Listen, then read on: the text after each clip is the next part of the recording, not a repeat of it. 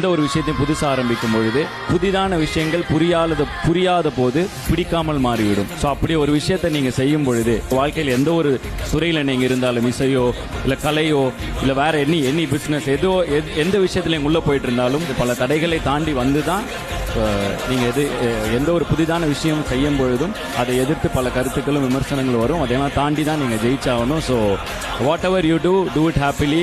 ஏன்னா end of the day நம்ம ஜெயிக்கிறோமா தோக்குறோமாங்கிறது முக்கியம் இல்லை. தோத்தாலும் ஜெயிச்சாலும்